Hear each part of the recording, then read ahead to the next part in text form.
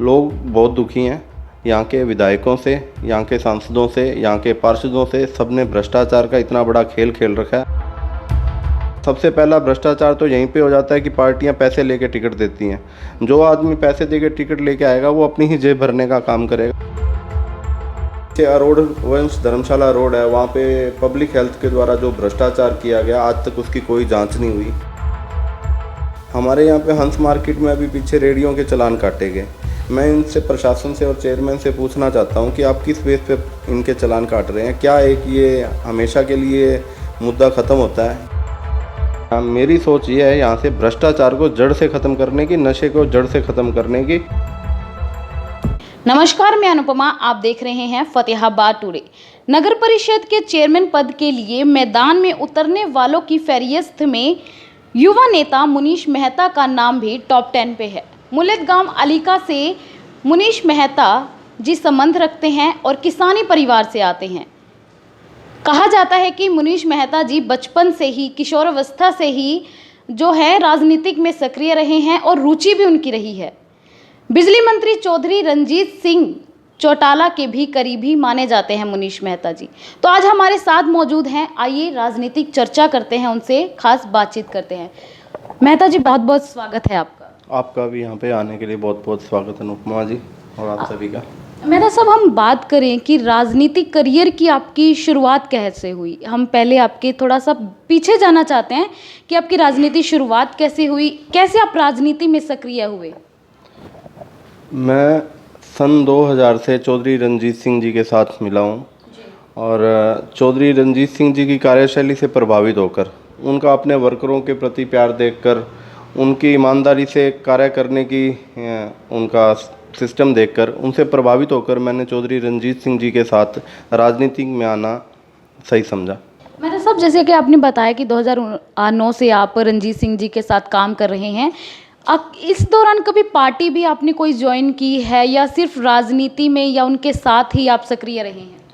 Chaudhary Ranjit Singh ji starting से Congress party में रहे जब से मैं उनके साथ मिला, बट मैंने आज तक किसी भी पार्टी का झंडा और डंडा मैंने किसी भी पार्टी का नहीं उठाया और ना ही मैं कभी भी लाइफ में किसी भी पार्टी के अंदर जाऊंगा। मेरी जो इच्छा है चौधरी रंजीत सिंह जी के साथ ही काम करने की है। इसके अलावा मैं कभी लाइफ में कभी भी किसी पार्टी को ज्वाइन नहीं करूँगा।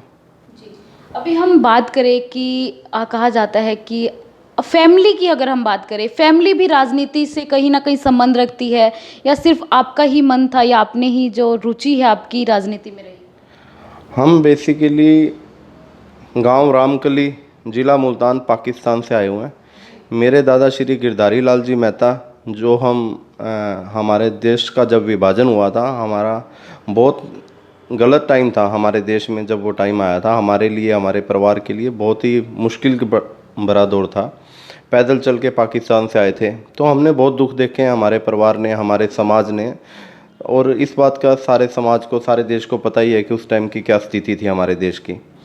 तो बेसिकली हम भारत से ही हैं। आज उस कंट्री का नाम पाकिस्तान रख दिया गया है हमारे देश के नेताओं के द्वारा। ये एक बहुत ही गलत बात है। तो मेरा परिवार, हमारी ज़मीन अलॉट हुई अलीका गांव के अंदर, जो कि रतिया हल्के के अंदर पड़ता है।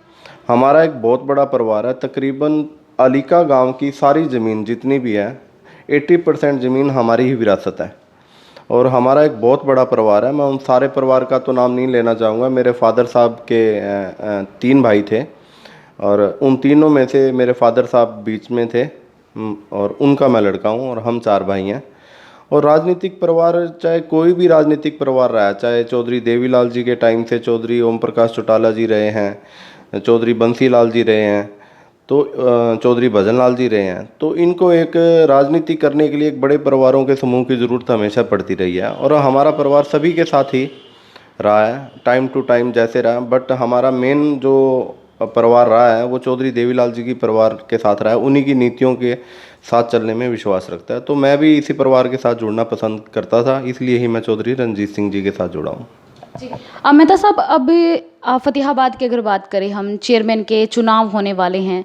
सियासी गलियारों में कहीं ना कहीं आपका नाम भी चर्चा में है। कितने की सीरियस हैं आप चुनाव लड़ने के लिए? वैसे तो मेरा यहाँ पे चुनाव लड़ने का कभी कोई मूड रहा नहीं है और ना ही मेरा राजनीति करने का कोई मूड रहा है। चौधरी रंजीत सिंह जी के साथ आज मेरे को वर्किंग करते 20 साल हो गए हैं और मेरे ख्याल से आज की डेट में सरकार है और सरकार के अंदर हर नेता, हर आदमी की सोच यही रहती है, अपना काम करो, अपना बिजनेस चलाओ और हमें क्या लेना है। बट हमारा जो फतेहाबाद का सिस्टम है, यहाँ पर विधायक, सांसद नाकाम साबित हुए हैं और वो जनता के ऊपर खरा नहीं उतर रहे हैं। तो मुद्दों की अगर हम बात करें तो मुद्दे क्या रहने वाले हैं जो फतेहाबाद की जनता के लिए आप पेश करें? अगर मुद्दों की बात की जाए तो हमारे शहर के अंदर पानी की जो मेन समस्या है, बारिश के दिनों में हमारा शहर सारा पानी में भर जाता है, एक डूब जाता है। तो सड़कें हैं, सड़कों का बहुत बुरा हाल है। संन्यास शासन रोड है, थाना रोड है, यहाँ पे सड़कें बनाई नहीं गई हैं और टूटी हुई हैं, लोगों को बहुत परेशानी आ रही है। पार्किंग की अगर बात करें तो पार्किंग की व्यवस्था के अंदर इतनी ज़्यादा इन्होंने सेंटर लाइन पार्किंग कर रखी है, अगर कोई कहीं पे भी कोई आग लग जाती है तो ना तो गाड़ी पहुंच सके और ना ही कोई वहाँ पे स्कूल बसेस हैं, तो रोज़ाना जाम लगे रहते हैं। हमारे यहाँ पे हंस मार्केट में अभी पीछे रेडियो के चालान काटे गए। मैं इनसे, प्रशासन से और चेयरमैन से पूछना चाहता हूँ कि आप किस बेस पे इनके चालान काट रहे हैं? क्या एक ये हमेशा के लिए मुद्दा ख़त्म होता है? इनकी रोजी रोटी के बारे में आप क्या सोचते हैं? ये गरीब लोग कहाँ पे जाएं और कहाँ इनके मुद्दे के ऊपर इनका चालान काटना हल नहीं है, या चालान काट के आपका पैसा कमाना हल नहीं है। इनकी समस्या का समाधान करना है, मेन समस्या का समाधान करना है। तो जैसे ही पीछे अरोड़ वंश धर्मशाला रोड है, वहाँ पे पब्लिक हेल्थ के द्वारा जो भ्रष्टाचार किया गया, आज तक उसकी कोई जांच नहीं हुई, उसकी एप्लीकेशन लग चुकी है। वहाँ पे एक आदमी इनके लापरवाही के कारण बरसात के दिनों में वहाँ पे इतने खड्डे कर रखे हैं 20-20 फुट, और एक आदमी वहाँ पे रिक्शा चालक गिर गया और उसकी डूबने की वजह से मौत हो गई। उसकी पोस्टमार्टम रिपोर्ट भी ये बताती है कि उसकी डूबने की वजह से मौत हुई है, पर हमारा प्रशासन का, सरकार का ये हाथ है कि उनके ऊपर कोई कार्रवाई नहीं करेगी और वो अपना खुला खेल आज भी खेल रहे हैं, भ्रष्टाचार कर रहे हैं, किसी की कोई नज़र नहीं है। जिस दिन अगर सरकार या अगर जनता मुझे मौका देती है तो इन सभी अफसरों पे नकेल कसी जाएगी।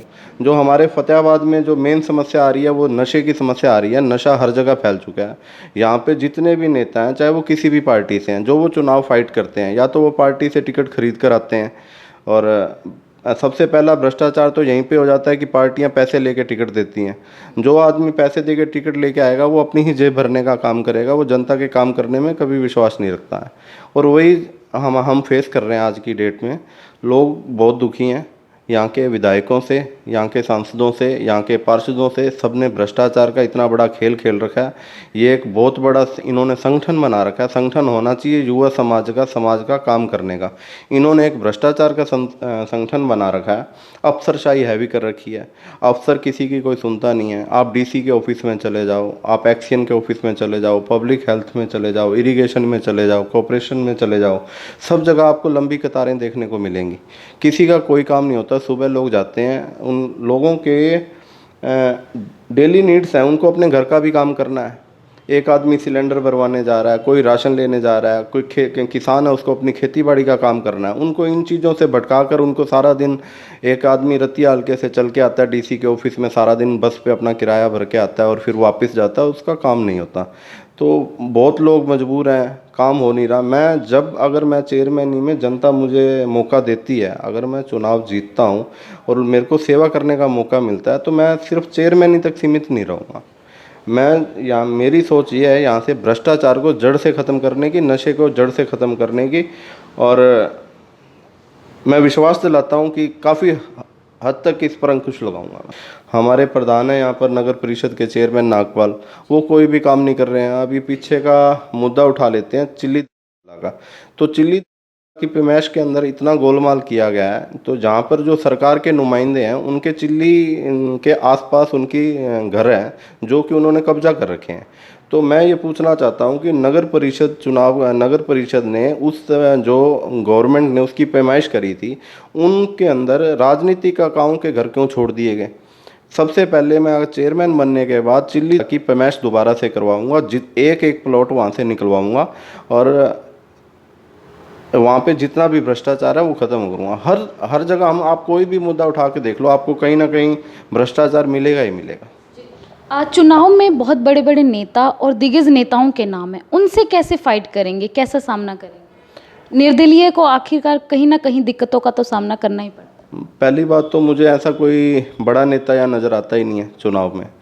अगर ऐसा कोई आदमी है जिसकी चौधरी देवीलाल परिवार के साथ पैठ लगती हो, जो चौधरी देवीलाल परिवार के साथ बैठता उठता हो, तो मैं चुनाव भी फाइट नहीं करूँगा। मैं मेरे ख्याल से आज चौधरी रंजीत सिंह के साथ जुड़ा हुआ हूँ। अगर हमारे फतेहाबाद को कभी भी किसी ग्रांट की ज़रूरत पड़ती है तो मेरे ख्याल से मेरे से ज़्यादा ग्रांट कोई नहीं लेके आ सकता यहाँ पे। अगर किसी विकास की ज़रूरत है तो मुख्यमंत्री जी और चौधरी रंजीत सिंह जी के बहुत घनिष्ठ मित्रता है, और मैं उनसे रिक्वेस्ट करूँगा अगर मुझे चेयरमैन बनाते हैं तो फतेहाबाद के अंदर विकास की झड़ी लगा दूँगा। शहर को सौंदर्यकरण और हर चीज़ में आगे कर दूंगा। पार्किंग का मेन मुद्दा है, हमारे थाना रोड पे पार्किंग की बहुत समस्या है। प्रशासन ने लोगों के साथ नाजायज कर रखी है, आए दिन वहाँ पे धरना प्रदर्शन होते हैं, सरकार सुनने को तैयार नहीं है। जब यहाँ पे पार्किंग का नगर परिषद ने ठेका छोड़ दिया है, जब पार्किंग का ठेका छोड़ने के बाद एक तो पार्किंग वाले को नुकसान हो रहा है कि उसके अंदर पार्किंग नहीं लग रही, और जनता वैसे परेशान है। वहाँ ना तो दुकानदार अपना सामान बाहर लगा सकते हो, ना वहाँ पे चलने की कोई जगह है, ना गाड़ी खड़ी करने की जगह। स्कूल बसेस हैं, रोज़ वहाँ पे ट्रैफिक रहता है। तो सरकार ने आम जनता को 2 रुपये के लालच के चक्कर में, कमीशन के चक्कर में हर वर्ग को परेशान कर रखा है। ये थे हमारे साथ मुनीश मेहता जी, जिनसे हमने खास बातचीत की और आपको बताने का प्रयास किया कि अगर ये चेयरमैन के चुनावों में लड़ते हैं या दावेदारी दिखाते हैं तो इनके मुद्दे क्या होंगे। आगे भी खास शख्सियत से आपको मिलवाते रहेंगे। जुड़े रहिए फतेहाबाद टुडे के साथ।